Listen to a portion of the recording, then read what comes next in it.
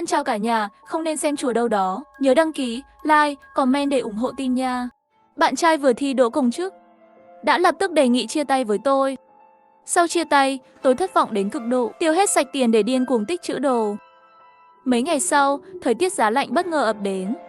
Lúc này, bạn trai cũ lại gọi điện xin tôi đồ ăn. Tôi nói chỉ còn thức ăn cho chó. Hắn đáng thương đáp, thức ăn cho chó cũng được. Tôi nói, không được, anh ăn hết thức ăn cho chó rồi. Chó nhà tôi ăn gì?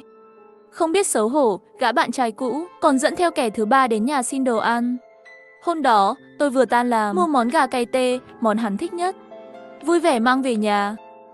Vừa bước vào, Lưu Gia Tuấn lạnh mặt nói với tôi. Tôi vừa thi đỗ công chức rồi. Chúng ta chia tay đi. Bây giờ cô không xứng với tôi nữa. Tôi cầm hộp gà cay tê, đứng chắt lặng tại chỗ như bị trúng bùa. Sáng nay kết quả phỏng vấn công chức vừa công bố. Tôi đứng đầu danh sách, làm công chức rồi thì phải bỏ gánh nặng trước. Tôi không kìm được run rẩy toàn thân. Hắn đã thi đỗ công chức, nên giờ tôi bị chê bai sao? Anh Tuấn, anh chê tôi sao? Tôi không cam lòng hỏi. Hy vọng hắn chỉ đang đùa với tôi. Thực ra là muốn dành cho tôi một bất ngờ lớn. Bố mẹ cô đi thu mua phế liệu, cô làm việc trong siêu thị.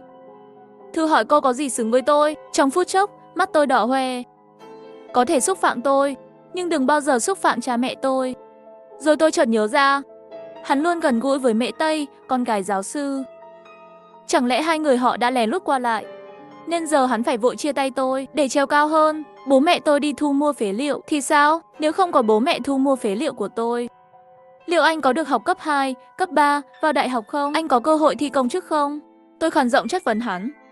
Đủ rồi, đừng nhắc lại những chuyện cú dích đó nữa.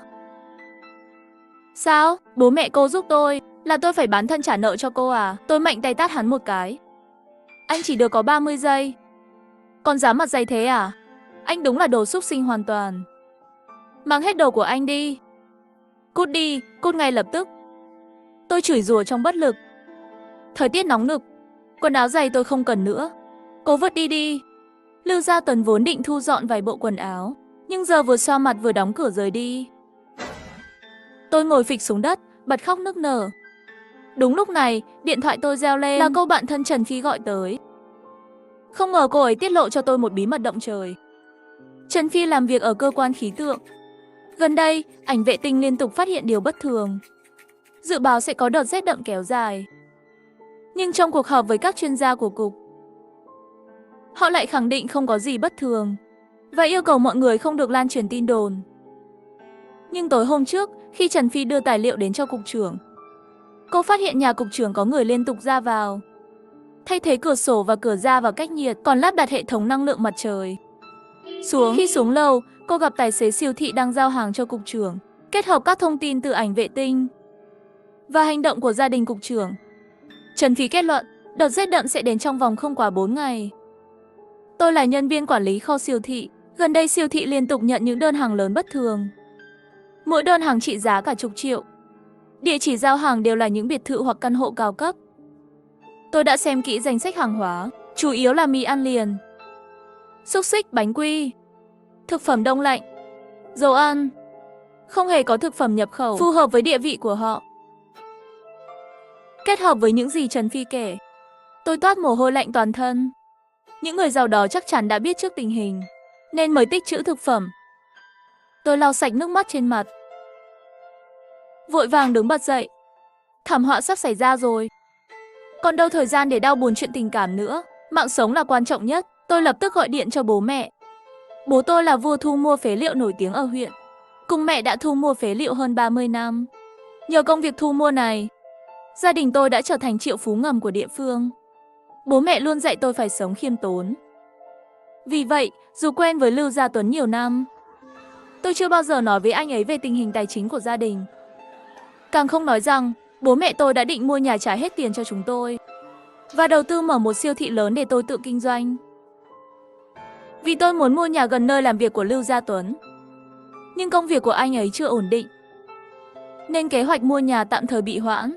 Tôi làm việc tại siêu thị cũng vì muốn quen với quy trình, chuẩn bị cho kế hoạch mở siêu thị sau này. Nhưng thật đáng tiếc, Lưu Gia Tuấn vừa đỗ công chức lại quay ra chê bai tôi. Điện thoại được kết nối. Bố mẹ tôi đều đang ở nhà. Gần đây thời tiết rất nóng, nên họ không có việc gì làm. Đang ở nhà bật điều hòa. Tôi nghiêm túc nói với bố mẹ rằng tôi vừa nhận được một thông tin đáng tin cậy. Sắp tới sẽ có một đợt lạnh giá cực đoan và kéo dài trong một thời gian dài. Tôi bảo họ nhanh chóng mua vật tư và gia cố cửa sổ. Mua vật tư để sống sót qua đợt lạnh này. Để phòng bị kẻ khác vào nhà cướp thực phẩm. Trong thời loạn lạc, bản tính xấu xa của con người sẽ bị phóng đại lên gấp bội. Không thể không đề phòng, mẹ tôi dù hơi nửa tin nửa ngờ. Nhưng trong thời kỳ dịch bệnh, nhiều tin nhỏ tôi nói trước đều trở thành sự thật. Và lần này giọng tôi rất nghiêm trọng. Vì vậy bố mẹ tôi đồng ý ngay lập tức đi mua đồ, thay cửa sổ và lắp đặt hệ thống năng lượng mặt trời.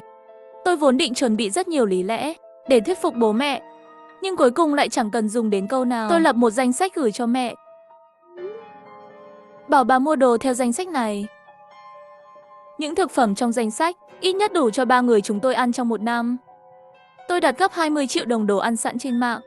Yêu cầu muộn nhất ngày kia phải giao đến điểm logistics gần nhà tôi. Cuối cùng tôi đặt vé máy bay vào sáng mai. Chuẩn bị sáng sớm ngày mai sẽ bay về nhà. Sau đó mang chăn giày ở nhà và áo lông của Lưu Gia Tuấn. Tất cả tặng cho cô lao công dưới lầu. Lưu Gia Tuấn, anh không cần đồ giày đúng không? Tôi muốn xem khi thời tiết giá lạnh đến, anh sẽ giữ ấm kiểu gì? Chắc là nhờ lớp lông đen trên người. Buổi tối, tôi lướt qua trang cá nhân của Lưu Gia Tuấn và Mễ Khiêm. Đúng như tôi dự đoán, hai người họ đã công khai yêu nhau. Còn chụp ảnh hôn nhau đăng lên mạng, kèm chú thích hạnh phúc mãi mãi. Nhìn cách họ khoe tình yêu trên mạng mà thấy tức cười. Rõ ràng họ không biết thời tiết giá lạnh sắp đến, và cũng chẳng có biện pháp đối phó nào. Ha ha, người ta thường nói, khoe tình yêu chớt nhanh. Tôi thực sự muốn xem họ sẽ hạnh phúc thế nào trong thời tiết giá lạnh này. Sau khi bạn trai thi đỗ công chức, anh ta đã vô tình vứt bỏ tôi. Nhưng chỉ vài ngày sau, anh ta lại dẫn bạn gái mới đến nhà tôi. Không biết xấu hổ muốn tranh thức ăn với chó nhà tôi. Sáng hôm sau, tôi ngồi lên máy bay với tâm trạng lo lắng để về nhà. Không ngờ chuyến bay lại thuộc hãng Hàn Hàng, khiến tôi cả chặng đường nơm nớp lo sợ. Vì mấy hôm trước báo chí vừa đưa tin về một vụ tai nạn của hãng này. May mắn là chuyến bay của chúng tôi hạ cánh an toàn. Sau khi ra khỏi sân bay, mẹ tôi đã chờ sẵn trên chiếc xe tải nhỏ ngay tại lối ra. Không thấy Lưu Gia Tuấn đi cùng, mẹ tôi nghĩ rằng chúng tôi cãi nhau. Cãi nhau thì cũng phải về nhà chứ. Thời tiết giá lạnh sắp đến rồi, không được làm trẻ con bướng bỉnh. Mẹ mua được gì rồi? Tôi chuyển chủ đề. Mấy hôm nay mẹ mua thêm đồ ăn cho chó. Mì chua cay, mì ăn liền, xúc xích, gạo, bột mì, dầu ăn, hạt giống rau. Chúng tôi nhanh chóng về đến nhà. Thấy tất cả cửa và cửa sổ đã được lắp đặt xong. Tôi thử dùng búa lớn đập vào cửa sổ, nhưng không hề xê dịch. Dùng hết sức đập vào cửa, nhưng không để lại chút dấu vết nào. Đừng phí sức nữa, tất cả đều là kính chống đạn đấy. Bố tôi cười tươi bước lại gần. Sau đó, bố tôi hỏi về Lưu Gia Tuấn.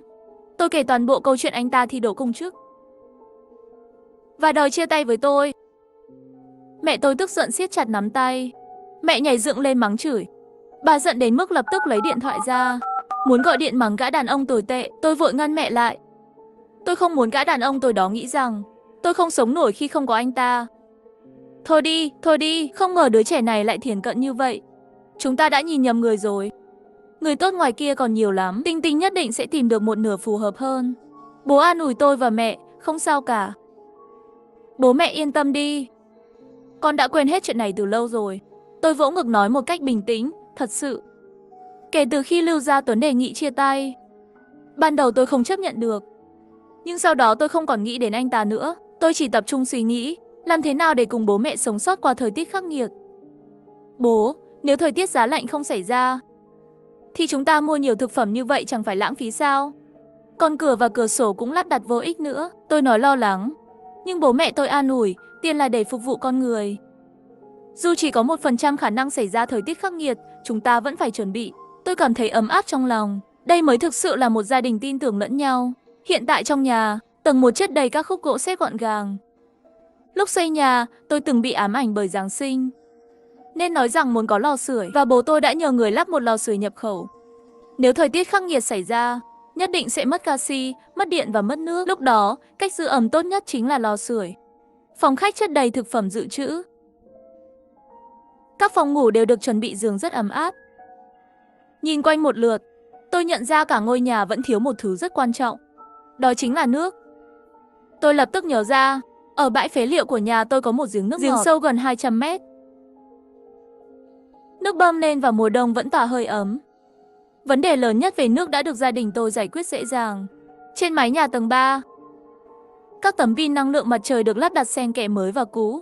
Chúng được lau sạch sẽ, không ngừng hấp thụ năng lượng từ mặt trời. Hôm sau, cả nhà tôi phân công nhau làm việc, nhanh chóng đi mua sắm vật tư. Siêu thị thì đông nghẹt người. Các kệ hàng gần như trống rỗng. Quầy thịt thậm chí xương cũng bị vét sạch. Áo lông cũng bị mua hết sạch. Phải chăng mọi người đã biết thông tin rằng thời tiết giá lạnh sắp xảy ra? Đến 7 giờ tối, tôi và mẹ mới hoàn thành khoảng 60% mục tiêu mua sắm. Trên đường về nhà, trời bắt đầu mưa lớn kèm theo sấm chớp. Thế giới xung quanh như bị bao phủ bởi một tấm màn đen. Quãng đường thường chỉ mất 10 phút. Hôm nay tôi mất hơn 40 phút mới về tới nhà. Người tôi ướt đẫm mồ hôi. Đêm đó, sấm chớp vang dội không ngừng. Tiếng mưa hào liên tục. Mãi đến nửa đêm tôi mới mơ màng ngủ được. Không biết đã qua bao lâu, tiếng chó sủa đánh thức tôi dậy. Nhìn điện thoại, đã là 9 giờ sáng. Bên ngoài trời sáng rõ, tôi vội bật dậy. Một luồng khí lạnh ập đến, khiến tôi rùng mình. Không hiểu chuyện gì xảy ra, tôi nhìn ra ngoài cửa sổ, cảnh vật trắng xóa vì tuyết. Cả thế giới như một vương quốc băng giá, tuyết vẫn đang rơi là tả. Trong ngày hè nóng nực lại có tuyết rơi. Cả thế giới đột nhiên biến thành một mùa đông khắc nghiệt. Tôi lại rùng mình một cái. Mở điện thoại ra xem, tràn ngập tin tức về sự giảm nhiệt độ đột ngột, xe buýt ngừng hoạt động. Tàu cao tốc, xe khách cũng dừng, quần áo chống rét thiếu hụt nghiêm trọng. Trên đường đầy dãy tai nạn giao thông. Cảnh sát giao thông không thể xử lý hết. Ai cũng đi làm muộn. Các cửa hàng đều đóng cửa. Chỉ trong một đêm, nhiệt độ đã giảm hơn 40 độ. Bên ngoài giờ chỉ còn âm 5 độ. Nhiều người ra ngoài không chuẩn bị quần áo chống rét. Than phiền trên mạng xã hội, đầy những lời phàn nàn trên Weibo, TikTok. Tôi biết hầu hết mọi người vẫn chưa kịp nhận ra.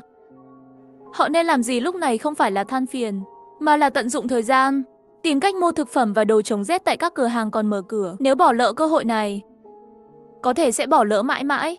Lúc này điện thoại tôi nhận được cuộc gọi video, là từ Lưu Gia Tuấn. Tôi nhanh chóng bắt máy, giữ lại liên lạc với anh ta và Mễ Thiến, chỉ để xem họ khốn khổ thế nào khi trời lạnh giá. Chỉ khi thấy họ khổ sở đến tận cùng, tôi mới thấy thỏa mãn. Chỉ cần thấy họ khổ sở, tôi mới an lòng, tôi mới không còn bận tâm nữa. Trong khi tôi đang ngồi ăn lẩu hát hò trong nhà ấm áp, thì gã bạn trai tôi cùng cô bồ đang run cầm cập trong cái lạnh. Họ chỉ còn lại ít thức ăn của chó để cố cầm cự qua ngày. Tôi bắt máy cuộc gọi video của Lưu Gia Tuấn. Thấy anh ta đối diện camera, mũi bị lạnh đến đỏ ửng. Tinh Tinh, em có mang áo lông của anh về không?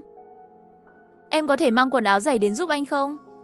Tôi về quê rồi, đang ở nhà mẹ tôi. Tên tồi tệ còn định về quê cầu cứu tôi sao? Còn mặt mũi nào nhờ tôi mang quần áo cho anh ta? Phi, anh nghĩ anh là ai? Cái mặt dày thế nhỉ? Tất cả mấy đồ rác rưởi đó tôi đã vứt hết rồi. Anh nghĩ tôi sẽ mang đống rác đó lên máy bay à? Tôi mỉa mai đáp lại. Sao em lại vứt đi chứ? Thôi bỏ đi, thôi vậy đi. Mang cho tôi vài bộ đồ ấm của ba em. Và cả quần áo dày của em nữa. Mẹ Kim Cương ở đây. Cả hai đều bị cảm lạnh. Đúng rồi, nhà tôi cũng hết đồ ăn rồi. Mang thêm chút đồ ăn đến nữa nhé. Tôi suýt bật cười lớn. Đồ đàn ông tôi, đi cầu nguyện thì tìm Quan Âm mà cầu. Chứ đừng tìm đến tôi. Hai người có chất rét hay sống nóng gì thì liên quan gì đến tôi. Tôi đâu phải chủ nhà tang lễ, mà đến thu xác đâu. Tôi cúp máy thẳng thừng. Vào xem trang cá nhân của hắn trên WeChat. Bài đăng mới nhất. Đang cầu cứu thuốc cảm và quần áo dày. Trang cá nhân của Mễ Thiến mấy ngày trước vừa đăng một bài. Háo hức lần đầu về quê chồng. Đầy sự tò mò, kèm theo bức ảnh hai người dán sát mặt nhau. Ha ha, không có ăn không có uống thì vui nổi không? Dựa vào tình yêu để sống à? Để xem hai người vui được bao lâu. Bữa tối của tôi là lẩu uyên ương yêu thích. Tôm kho tàu, thịt cừu, thịt bò thái lát, viên thịt, rau sống tươi ngon. Rau chân vịt thả vào nồi nước dùng nóng hổi thơm phức. Chẳng mấy chốc hương thơm đã tràn ngập khắp nhà. Ăn tối xong, tôi và bố mẹ chơi bài tam quốc. Những ngày thảnh thơi như vậy kéo dài 18 ngày. Hôm nay thì mất điện. Chẳng mấy chốc, cả khí đốt cũng ngừng cung cấp. Tôi nhâm nhi củ khoai lang nướng thơm lừng.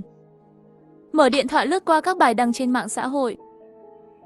Đầy những lời cầu cứu đổi thực phẩm và thuốc men. Tiếng khóc than thấu trời. Tôi lướt qua WeChat. Mẹ Ki nơi nơ ngương bài than thở.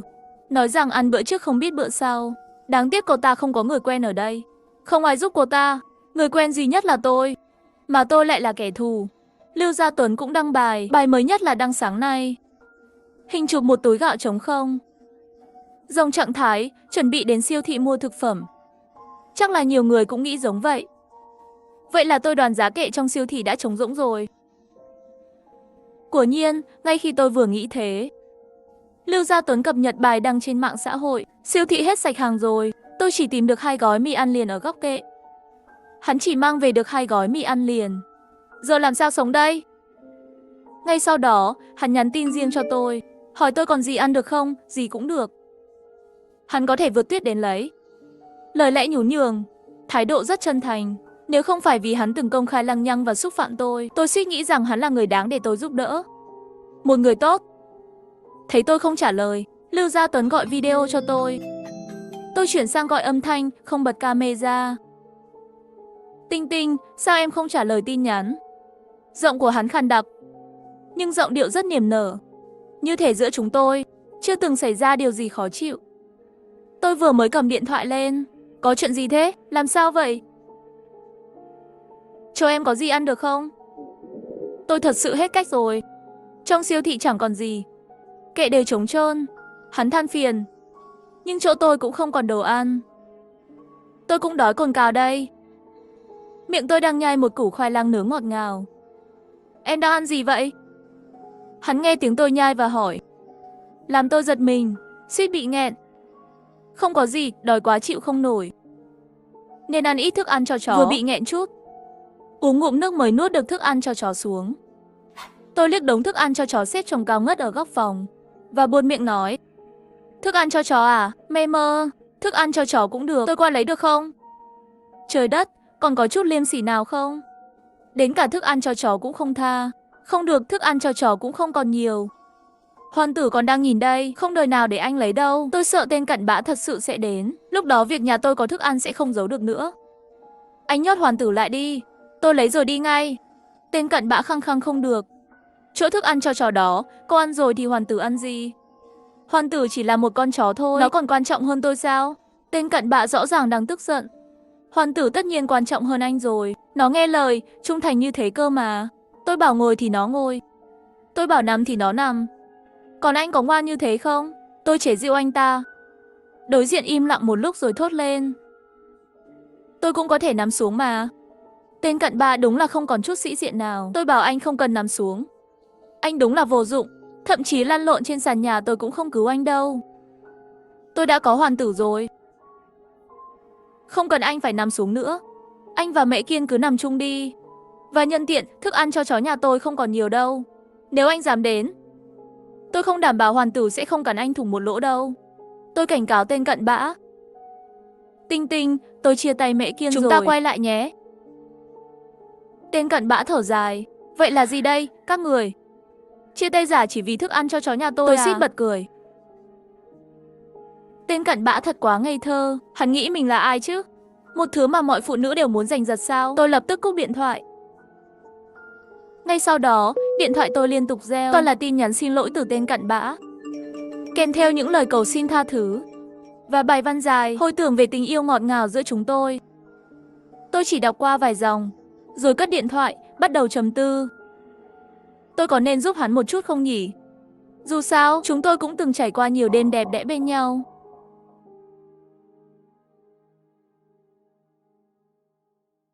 Vào ngày thứ 30 của tận thế băng giá, hầu hết mọi người đều đã hết lương thực và đang bị cơn gió lạnh cắt da hành hạ. Hôm nay buổi trưa tôi nướng một chiếc bánh thơm phức. Ba khen bánh tôi làm ngon tuyệt. Nhưng mẹ có vẻ hơi bồn chồn. Bỗng mẹ nói, dì Lưu vừa gọi điện xin lỗi mẹ. Dì bảo không hề biết anh Tuấn lại lằng nhằng. Cô gái đó lại còn bám dai dẳng về cùng anh Tuấn. Dì tức muốn chót. Dì đã mắng cả hai một trận và yêu cầu cô gái kia đi ngay lập tức. Nhưng trong thời tiết như thế này, cô ấy không thể rời đi được. Dì Lưu hy vọng con có thể tha thứ cho anh Tuấn. Không đời nào đến tôi lạnh lùng đáp. Sau đó tôi nhìn thẳng vào mắt mẹ hỏi, mẹ không định tha thứ cho cả nhà họ chứ? Ồ, tất nhiên không thể tha thứ cho anh Tuấn được rồi. Anh Tuấn thật quá đáng. Nhưng dì Lưu không biết chuyện này. Dì ấy không làm gì sai cả. Mẹ tôi lại thêm vào. Dì Lưu, sao trước đây không gọi điện xin lỗi mẹ? Nhưng bây giờ lại xin lỗi. Dì Lưu tại sao trước đây không đuổi mẹ Kiên đi? Nhưng bây giờ lại nói muốn đuổi cô ta. Dì Lưu từ khi nào lại phản ứng chậm như vậy? Tôi gần như tức điên lên. Giận mẹ vì mẹ còn nói đỡ cho mẹ của anh Tuấn. Tôi nói rõ với mẹ rằng giữa tôi và gã cặn bã đó không còn khả năng gì nữa. Ý con là anh Tuấn muốn quay lại với con. Mà con cũng không đồng ý sao? Mẹ có vẻ rất bất ngờ đến đương nhiên là không đồng ý rồi. Hắn nghĩ hắn là ai chứ? Muốn chia thì chia. Muốn quay lại thì quay lại. Con đâu phải. Người đi nhặt rác đầu đến tôi bĩu môi, khinh thường nói. Nhưng nhà mình làm nghề nhặt phế liệu mà. Mẹ nhìn tôi. Ánh mắt mẹ đầy mong chờ đến mẹ à. Nhà mình nhặt đồ cũ tái chế, chứ không phải nhặt gã cặn bã cũ đâu. Sau một hồi im lặng, mẹ tôi lại nói. Nhưng dù sao anh Tuấn cũng đã thi đậu công chức rồi. Việc làm ổn định, lại thể diện nữa. Đột nhiên tôi cảm thấy, có phải tai mình có vấn đề không? Nghe nhầm rồi sao? Mẹ ruột của mình lại khuyên mình tái hợp với tên cặn bã. Chẳng lẽ nhân cách hèn hạ của hắn lại được che đậy bằng cái mác công chức sao? Công chức thì sao chứ? Tôi cũng có thể thi công chức. Dù cả đời không lấy chồng, cũng không đời nào cưới tên cặn bã Lưu Gia Tuấn. Không ngờ trong mắt mẹ tôi, một công chức lại có sức hút lớn đến thế. Dù người đàn ông này phạm phải lỗi không thể tha thứ, thậm chí xáo phạm cả đạo lý trên trời, mẹ tôi vẫn muốn ép tôi tái hợp với hắn. Công chức có phải là hơn người? Công chức bị đâm mà không chớt à? Thật đấy, vậy mẹ thi công chức đi. Trước đây mẹ cũng chuẩn bị cho con thi rồi. Con đặc biệt mua cả tài liệu ôn thi. Mẹ tôi lập tức rạng rỡ mặt mày. Tôi thì mặt đầy vạch đen. Vẫn chưa biết chúng tôi có thể sống sót qua tận thế không? Mà mẹ đã nghĩ tới chuyện tôi thi biên chế. Quả nhiên tận cùng của vũ trụ là biên chế. Những ngày thế này không biết sẽ kéo dài bao lâu. Nhân tiện tận dụng thời gian học hành chút đi. Đợi qua tận thế thì đi thi công chức. Mẹ tôi đầy tự tin nói vậy. Tôi không biết mẹ lấy đâu ra sự tự tin này. Thi công chức cái gì chứ? Tôi chỉ nói vậy thôi. Ngày cực lạnh thứ 35. Buổi sáng tôi đọc tài liệu lý thuyết hành chính.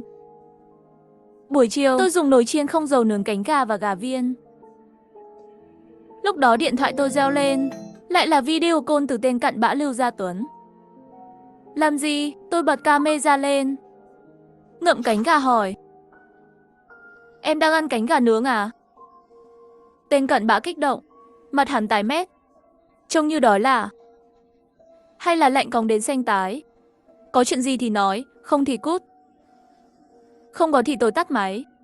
Tôi lớn tiếng cắn một miếng cánh gà. Cánh gà giòn rụm. Một miếng nhỏ rơi thẳng xuống đất. Rơi thịt rồi, rơi rồi. Lưu Gia Tuấn vừa mím môi vừa hét vào điện thoại. Anh gọi chỉ để nhắc tôi chuyện miếng thịt rơi thôi à? Tôi giả vờ rất khó chịu. Tinh Tinh, em còn đồ ăn gì không? Nhà anh không còn gì hết rồi. Ngay cả bắp ngô treo dưới mái hiên anh cũng luộc lên ăn rồi. Gã nuốt nước bọt, yết hầu chuyển động liên tục. Nhìn bộ dạng của gã khiến tôi chỉ muốn bật cười. Không còn gì, chỉ còn vài cái cánh gà thôi. Đang ăn đỡ để lót dạ đây. Nói rồi tôi bóc một viên gà chiên bỏ vào miệng. Một miếng cắn xuống. Viên gà giòn tan. Tiếng rộp rộp phát ra rõ ràng khi tôi nhai. Tinh Tinh, anh sai rồi. Không nên đòi chia tay với em. Giọng nói của gã tràn đầy hối hận. Cũng đúng thôi. Hắn đòi đến nỗi bụng cồn cào rồi. Thật ra hôm em thu dọn đồ đi, anh đã bắt đầu hối hận. Nước mắt của gã rơi lột bột. Lúc đó đã hối hận rồi hả? Không đúng đâu. Anh chẳng phải đã mang mẹ Kiên về sao? Hôm đó còn đòi áo mặc cho cô ta nữa. Anh quên rồi hả? Tôi vạch trần hắn. Gương mặt của gã tràn đầy đau khổ. Rõ ràng vừa hối hận vừa xấu hổ. Không hối hận sao được. Nhìn tôi ăn cánh gà, rồi ăn hạt dưa, sô-cô-la, thêm cả của táo đỏ mọng. Hối hận đến muốn đập đầu vào tường cũng nên. Không phải là cô ta cứ bám lấy anh đòi đến đây. Anh cũng chẳng còn cách nào. Tên cặn bã chuẩn bị biểu diễn màn sâu sắc tình cảm. Tôi lập tức ngắt lời. Đừng nói nữa, giữ sức mà sống đi. Chúng ta đều ăn chẳng no bụng. Ngủ sớm đi. Ngủ rồi thì không thể đói nữa. Còn nói chuyện nữa thì tôi cúp mày đấy. Tinh Tinh, còn gì ăn không? Táo, hạt dưa, sô-cô-la, gì cũng được mà. Tên cặn bã đúng là biết mơ mộng. Ngay tận thế mà còn tưởng tượng tôi sẽ đưa táo với sô-cô-la cho hắn. Thật sự nghĩ tôi là thánh mẫu cứu rỗi cặn bã à? Không còn, đây là chốt đầu cuối cùng rồi. Ăn xong thì tôi cũng chờ chốt thôi. Em lừa anh. 2 hôm trước em cũng bảo chỉ còn 2 của táo cuối cùng. Vừa nãy bố em còn ăn táo cơ mà. Anh biết đấy, nhà tôi làm nghề thu mua đồ cũ.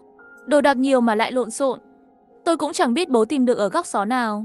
Lại tìm được một cổ táo nữa. Tinh Tinh, em thực sự nhẫn tâm để anh chớt đói sao? Tên cặn bã đau khổ nói. Ai rồi cũng phải chớt thôi. Nghĩ thoáng lên, chỉ là anh chớt trước tôi. Tôi chớt sau thôi mà. Nhà tôi cũng hết đồ ăn rồi. Anh yên tâm mà chớt đi. Đi trước làm quen đường xuống Hoàng Tuyền. Kết thân với bà Mạnh bà một chút. Tôi sẽ đốt tiền vàng cho anh. Nhớ biết điều một chút, lò lót trên dưới, nếu có thể. Tốt nhất là nhờ Diêm Vương gạch tên tôi ra khỏi sổ sinh tử. Chỉ cần anh chốt rồi, tôi sẽ đốt tiền giấy cho anh. Để anh làm một con ma giàu có rồi đó. Đừng nói mẹ Kiên nữa. Biết đâu bà Mạnh bà cũng sẽ lao vào lòng anh. Hắc Bạch Vô Thường sẽ nghe lệnh anh. Ngưu Đầu Mã Diện cũng đứng canh cho anh. Tất nhiên, nếu không ổn, tôi sẽ theo sau tìm anh. Nói xong, tôi bắt đầu cắn hạt dưa. Đồ ăn nhà cô còn đây, làm sao mà chớt được. Tên cặn bã tức tối hét lên. Dù đồ ăn có nhiều đến đâu thì cũng ăn hết thôi. Và lại nhà tôi thật sự hết đồ ăn rồi. Thật sao? Anh đi trước một bước đi. Tôi sẽ lập tức đến âm phủ để tìm anh. Khi đó, anh đã có nhiều kinh nghiệm hơn tôi. Thành một con ma đói lão luyện rồi.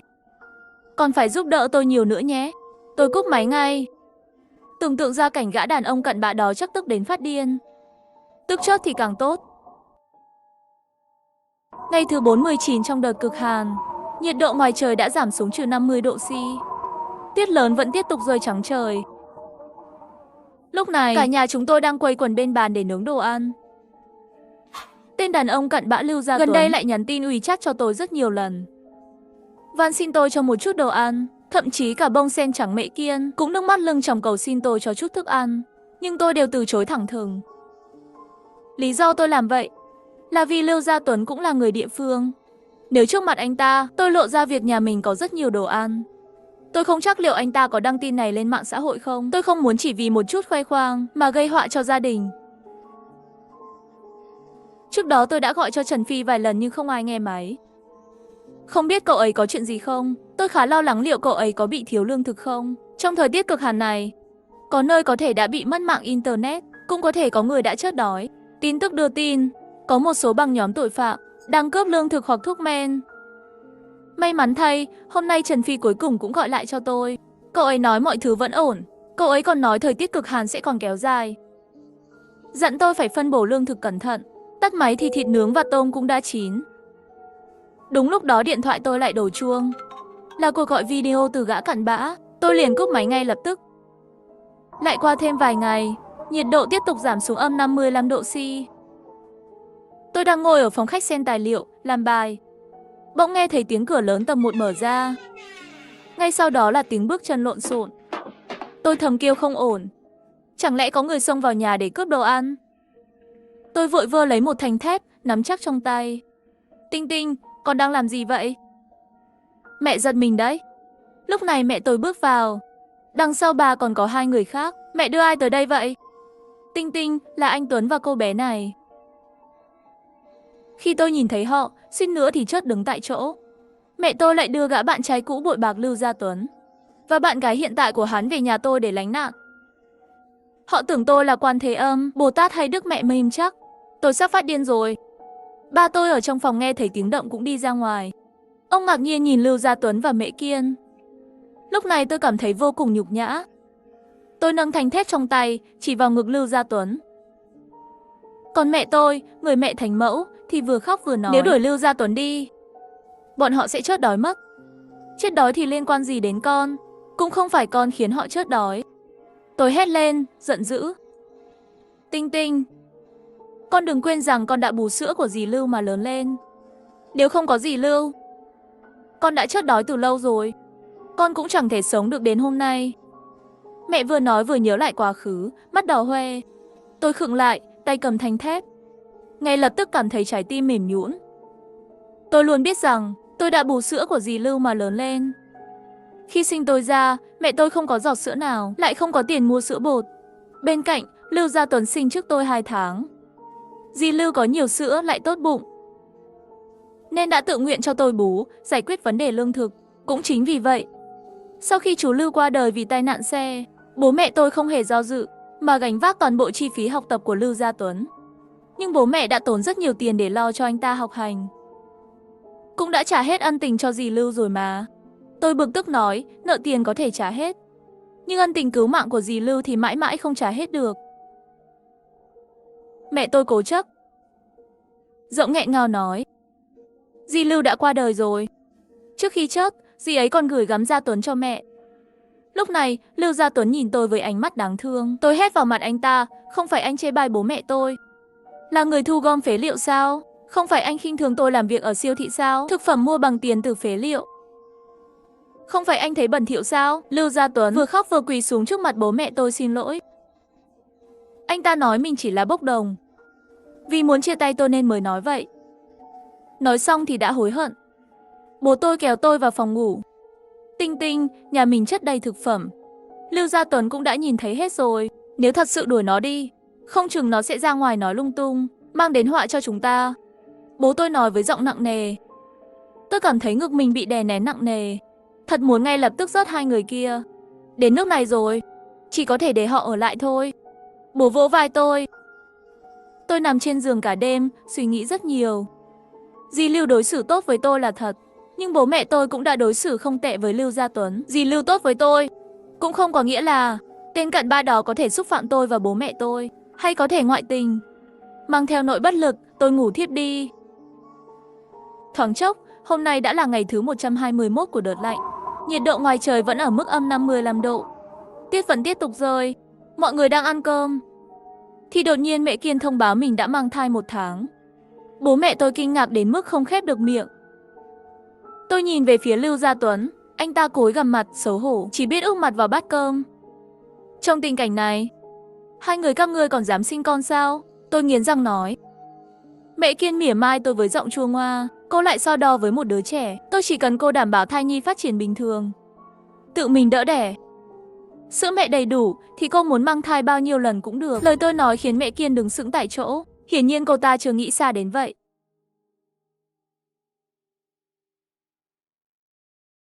Đợt lạnh giá này khiến mẹ tôi lại đưa tên bạn trai cũ từng ngoại tình của tôi và bạn gái mới của anh ta về nhà chúng tôi để tránh nạn.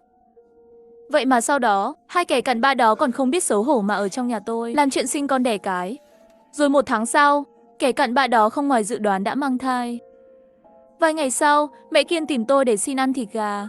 Chị Tinh Tinh, em muốn ăn gà, uống chút canh gà để bồi bổ cơ thể, sau này sinh con mới có sữa. Tôi thực sự muốn đánh cô ta, nhưng vẫn nén giận và đưa cho cô ta một con gà quay. Cô ta lắc đầu, nhấn mạnh rằng muốn ăn thịt gà tươi và canh gà. Tôi ngay lập tức hiểu ra ý đồ của cô ta. Hóa ra là muốn nhắm đến 6 con gà mái mơ của tôi. Bây giờ, giá trị của trứng gà không cần phải nói thêm. Nguồn trứng của nhà tôi đều nhờ vào 6 con gà mái mơ này. Ăn một con là mất một con. Ai dám động đến gà của tôi sẽ liều mạng với người đó. Đừng có mà động đến 6 con gà đó. Tôi cảnh cáo cô ta. Mẹ Kiên không nói gì, ấm ức bỏ đi. Nhưng 2 ngày sau vào buổi tối, cô ta lén lút khi cả nhà đã ngủ, ăn trộm một con gà đem đi hầm. Giờ thì tôi đã hiểu rõ. Mẹ Kiên nghĩ rằng mình mang thai là có thể muốn làm gì thì làm. Hừ, tôi cười lạnh một tiếng. Một con gà đủ ăn 3 ngày. 3 ngày cô không cần ăn nữa. Tránh để bị đầy bụng. Người như cô không thể để cô làm bừa được. Chỉ cần ăn no, cô sẽ lại nghĩ đến mưu kế khác. Cứ như thế trôi qua 3 ngày. Mẹ Kiên mỗi ngày chỉ được uống chút cháo loãng còn sót lại. Gương mặt tròn trịa trước đây giờ đây gầy rộc đi trông thấy. Tôi nghĩ rằng cuối cùng cô ta đã học được bài học. Nhưng tôi đã sai. Tôi đã đánh giá thấp sự xảo quyệt của cô ta. Ngày thứ 144 trong cực hàn, thời tiết vẫn lạnh như trước. Internet đã bị mất kết nối. Hiện tại tôi không biết bên ngoài ra sao. Có thể vài ngày nữa mạng sẽ được phục hồi. Hoặc cũng có thể sẽ không bao giờ trở lại. Sau vài tháng học tập, trình độ làm bài kiểm tra hành chính và nghị luận của tôi đã cải thiện rất nhiều so với trước. Hiện tại, khả năng tôi vượt qua vòng sơ tuyển trong kỳ thi công chức là rất cao. Khi chuẩn bị ăn trưa, mẹ Kiên lại bắt đầu giở trò. Mẹ Kiên cho rằng chó không tốt cho phụ nữ mang thai, hy vọng chúng tôi nhốt Hoàn Tử lên tầng 3. Tôi thẳng thừng từ chối và đề nghị cô ta dọn lên tầng 3 không có hệ thống sưởi mà ở. Tôi nghĩ rằng mẹ Kiên sẽ không tiếp tục để ý đến Hoàn Tử nữa. Không ngờ rằng, nửa đêm mẹ Kiên lén nhốt Hoàn Tử ở ngoài cửa lớn, suýt nữa khiến Hoàn Tử bị đông chết. May mà tôi nghe thấy tiếng Hoàn Tử rên rỉ, kịp thời cứu mạng cho Hoàn Tử. Tôi không nói lời nào, xông lên tát cho mẹ Kiên 5-6 cái vào mặt. Sau đó tôi phạt cô ta và gã kia nhịn đói 3 ngày. Đúng lúc tôi đang nghĩ cách xử lý mẹ Kiên tiếp theo, cô ta bị cảm lạnh. Cơn cảm lạnh của mẹ Kiên kéo dài khá lâu, lằng nhằng gần nửa tháng mới dần hồi phục. Lẽ ra cô ta nên cảm ơn tôi vì đã cho cô ta thuốc chữa cảm, nhưng tôi cảm thấy cô ta luôn dùng ánh mắt thù hận để nhìn tôi. Tôi cảm thấy mẹ Kiên không có ý tốt, vì vậy đã lấy 2 chiếc bút ghi âm, lén đặt trong phòng của họ. Buổi tối, nhân lúc mọi người đang ăn cơm, tôi đổi bút ghi âm. Trở về phòng, khi bản ghi âm bắt đầu phát, nắm tay của tôi dần siết chặt lại. Quả nhiên tôi đã không đoán sai. Mẹ Kiên đúng là một kẻ đầy mưu mô hiểm độc. Cô ta trước hết mắng tôi không nên nuôi chó. Biết rõ trong nhà có phụ nữ mang thai, vậy mà vẫn để chó chạy qua chạy lại trong phòng khách. Chắc chắn là có ý đồ xấu muốn cô ta sảy thai. Ngay sau đó, cô ta nói rằng thuốc cảm tôi đưa có vấn đề. Bệnh cảm kéo dài mãi mà không khỏi. Chắc chắn tôi đã giở trò. Mục đích là muốn cô ta sảy thai. Lưu Gia Tuấn an ủi cô ta rằng thời tiết quá lạnh, bệnh cảm lạnh tự nhiên sẽ lâu khỏi. Sau đó, tôi nghe thấy một tiếng chát, rõ ràng là tiếng tát của mẹ Kiên vào mặt gã kia. Tôi cười khẩy. Xem ra hậu quả của việc ngoại tình không hề ngọt ngào như Lưu Gia Tuấn tưởng tượng. Những ngày sau đó, bản ghi âm khá bình thường, cho đến khi một sự việc xảy ra, tôi mới nhận ra sự hiểm độc của mẹ Kiên vượt xa tưởng tượng của tôi. Ngày cực lạnh thứ 166, nhiệt độ ngoài trời vẫn là âm 45 độ. Tuyết đã ngừng rơi, nhưng đã đóng băng cứng ngắc. Cả người và xe đều không thể di chuyển trên đó. Buổi sáng hôm nay đột nhiên có mạng. Tôi vội kiểm tra tin nhắn WeChat. Trần Phi để lại lời nhắn. Thời tiết cực lạnh dự kiến sẽ cải thiện trong vòng 2 tháng. Bảo tôi cố gắng kiên trì thêm chút nữa. Tôi nhắn tin trả lời anh ấy để báo bình an. Chúng tôi cùng động viên nhau, phải cố gắng kiên trì vượt qua. Hôm nay mẹ Kiên lại bị cảm lạnh và dẫn đến viêm phổi. Cả người cô ta nóng sốt mơ mơ màng màng. Thuốc hạ sốt đã uống rồi, thuốc kháng viêm cũng đã uống rồi, nhưng còn sốt cứ tái đi tái lại. Vài ngày sau, mẹ Kiên bị sảy thai. Cô ta khóc lóc như điên loạn và nhìn tôi bằng ánh mắt đầy hận thù. Sau đó, tôi vội lấy lại chiếc bút ghi âm.